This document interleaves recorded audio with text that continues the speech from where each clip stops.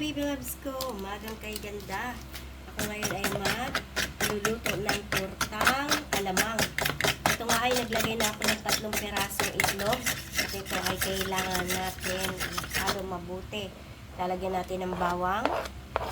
At syempre, mayroon tayong kamatis na ilalagay dito sa ating tortang alamang. At syempre, hindi pa nga nakahalo ang aking sibuyas. Ay, nakahiwa.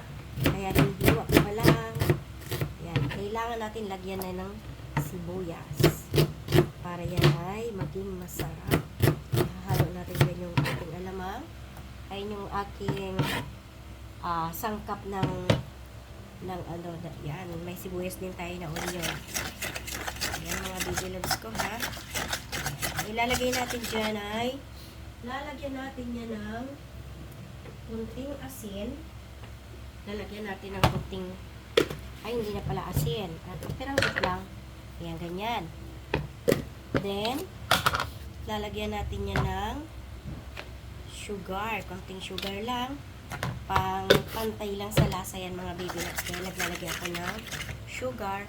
At mayroon tayo ditong magic sarap padagdag sa ating lasa dahil marami yung ating lulutuin. Ayan mga baby loves ko. Ganyan ang paggagawa ng aking tortang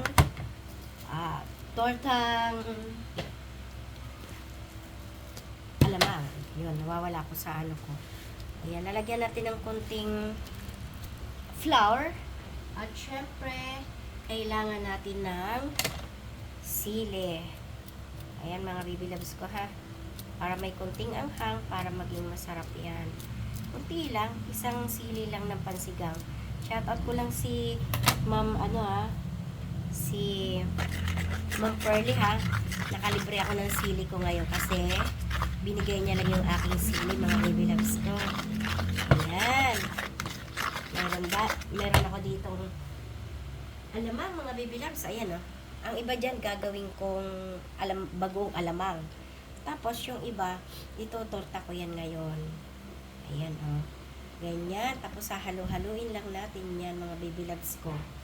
Ganyan lang ang pagagawa ng torta. Wait lang. At ihahalo natin mabuti yan bago natin iprito. Ayan, kita nyo?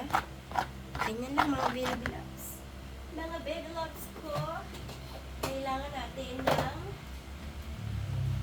lagyan din natin ng paminta, syempre. Kailangan mayroon tayong durog na paminta, mga baby love. Yan, para masarap. Diba? Para maging masarap ang ating torta. Kailangan haluin mabuti para ma-mix natin mabuti ang ating mga ingredients dito sa ating ukoy kung tawagin. Sabi nila ukoy daw ang tawag dito. Ayan. Tapos yan, ipapride na natin yan. Para meron na tayong ukoy. Ayan, di ba? Ganyan, itlog lang at may kamatis yan mga baby loves ko. At nilagyan natin yan ng isang magic sarap dahil yan ay madami.